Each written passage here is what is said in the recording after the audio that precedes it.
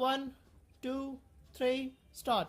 Mr. Deputy Chairman, it is unfortunate that such a legislation is brought at the fag end of the session, and I can tell you that in 2003 on an amending bill I argued those very points on which the amending act of 2006 was subsequently brought, and also this amending bill is now brought.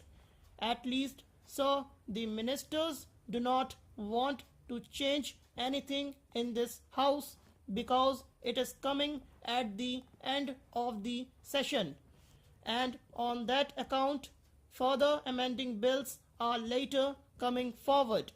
It is because they are not understanding our viewpoint. Now, sir, the intention of the government of India was quite clear in 2003 in the matter of transfers and closures and all that.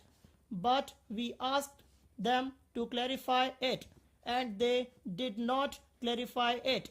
They clarified it in 2006 about transfers. Our main aim to our main intention is that no workman should suffer for want of work.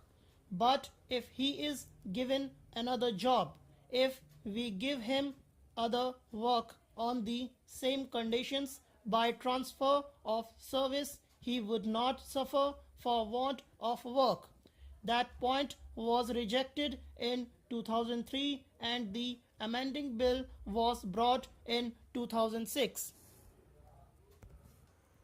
Now, sir, about closures. Closures are of two types. If there be accumulation of stocks or financial difficulties, the concerns will reopen, but there are closures of another type of regions for which the concerns will never reopen or which will be razed to the ground. The machinery will be scrapped and the production on which is existing will never be carried on. Even in such cases, sir, I know the intention of the Honorable Minister is to give compensation, and I think, sir, whatever may be the intention is of the government, whatever we argue will not be fully realized. But I can say that the implication of this is that when a concern is to be scrapped, then the workers are to be given compensation to the extent of 30 or 40 years of their services, and 15 days pay. The amounts may go to the extent of 12 to 15 lakhs of rupees, and the creditors who are there may not be paid at all. So let us understand the position of liquidation in certain cases. In that case, sir, we have to view the matters from a different angle.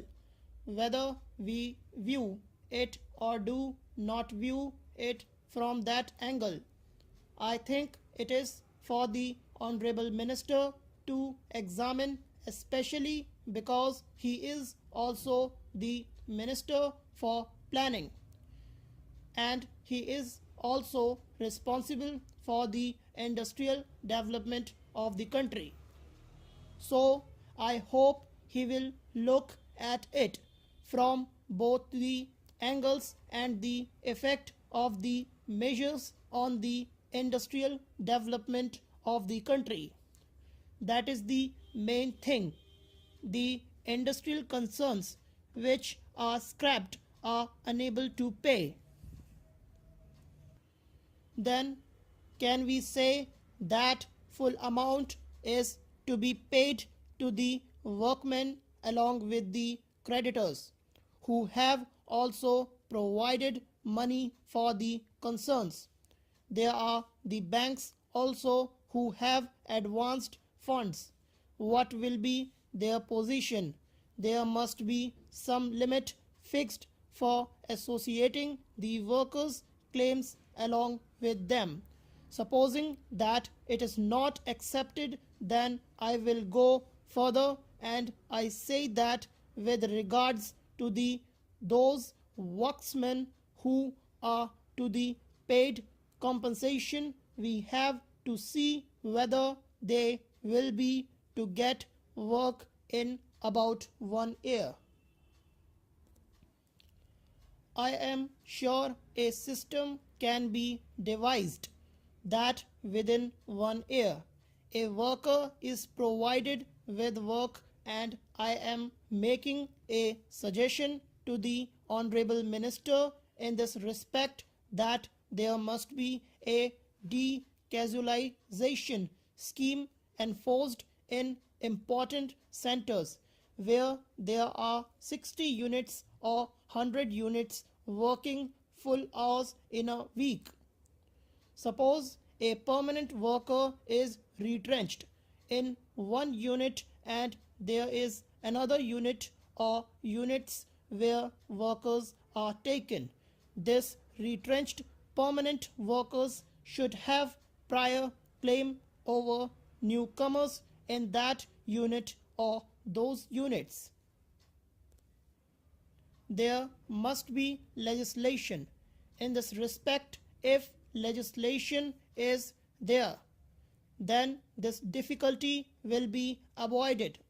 If feel, so we are going slow, we cannot going into the root of the evil as to what is the reason for the closure and whether the permanent retrenched workers could not be accommodated in other concerns with no loss of pay or loss of pay for 4 months or till they get again permanent employ elsewhere.